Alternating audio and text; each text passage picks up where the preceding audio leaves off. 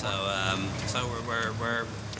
we're all done, and the decision is that there will be a Flextension until the 31st of October. So that means the United Kingdom will be able to stay in the European Union until the 31st of October.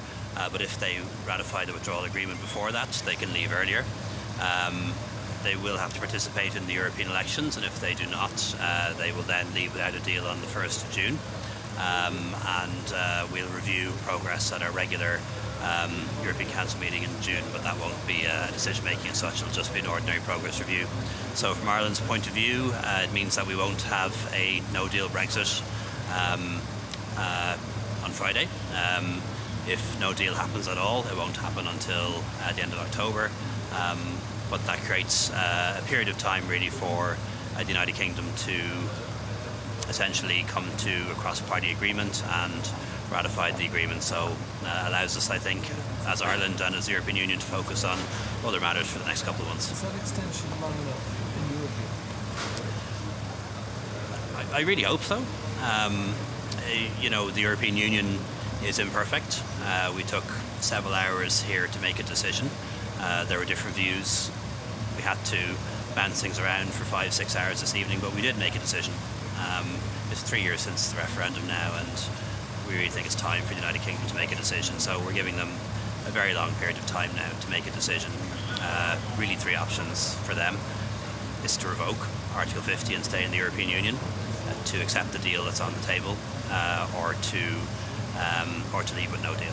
I asked you that question just because we'd heard before the European Council had decided that they would agree an extension if there was a clear plan which was concise and understandable, and that doesn't seem to be the case now. So are you saying this is the last chance? I'm not. In fairness to Prime Minister May, she set out a plan. She said that they were engaged in talks with the Labour Party. Their political system is very different to most European countries. They've only had one coalition in 70 years. Coalitions are the norm in other parts of Europe. If this is an agreement that they come to with the Labour Party, it'll be the first time that the 2 major parties have agreed something since the Second World War. So this is significant from the point of view of what happens in British politics.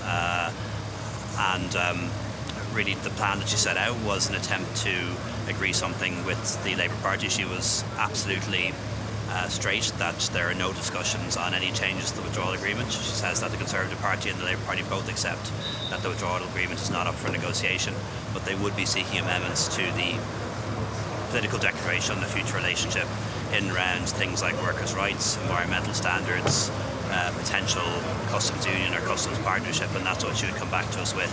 But if she couldn't come to an agreement with the Labour Party, then a series of options would be put to Parliament, and she would agree to be bound by those. So I think it was adequate in the sense that things have changed since 3 weeks ago, in that there are now cross-party talks.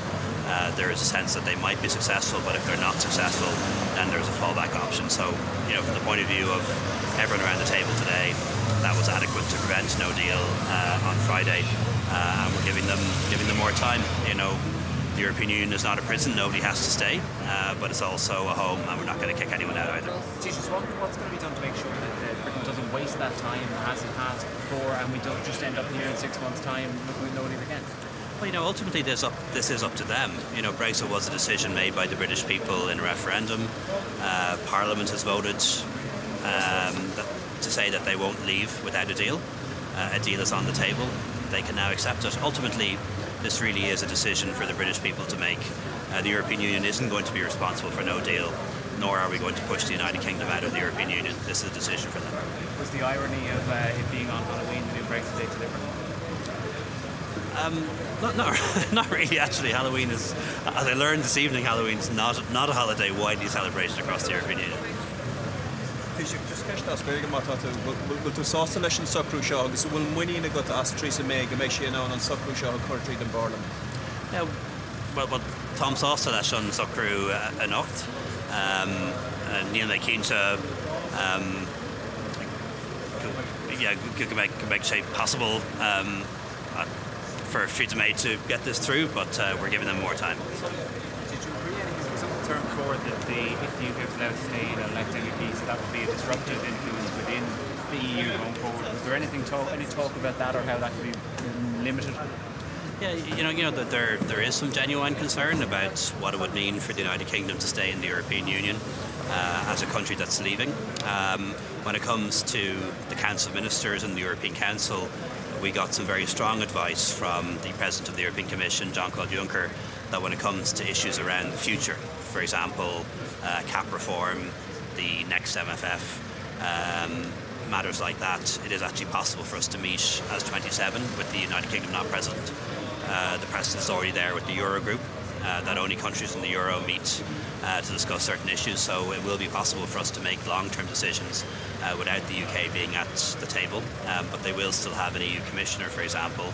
A lot of the big decisions are made by quasi majority vote anyway, so I know some people had a concern that there might be a difficulty electing a new President of the Commission or electing a new President of the Council, but as was pointed out, these decisions are made by QMV or by consensus anyway. Finally, though, there is an ongoing concern that UK members of Parliament from the UK could be disruptive within the European Parliament, but quite frankly that is already the case with UKIP and Farage, so that wouldn't be a disimprovement.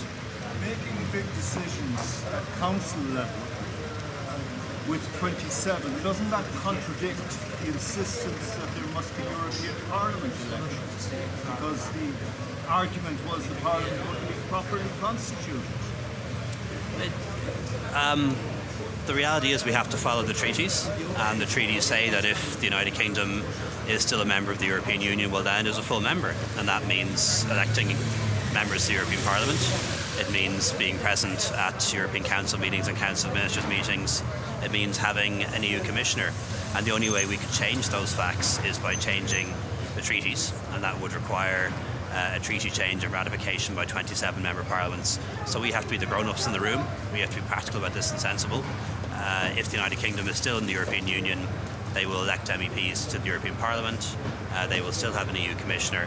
But when it comes to decisions made at EU Council and Council Ministers, it will be possible to meet in the 27 format to discuss things that are into the future. But like I say, we have to be practical, we have to be sensible, we have to be logical, we have to be the grown-ups in the room, and we have to operate within the rules. Okay, Is the thanks. I'm issue of sorry, that's all we have customs time for now. You mentioned on the customs union in the way No, possibility. yeah. Is that something you raised? Did you hear anything from other leaders? No, we didn't really have a discussion on the shape of the future relationship, so there was no discussion about a customs union, no discussion about no deal planning in Ireland, and no pressure on the backstop. Thank you.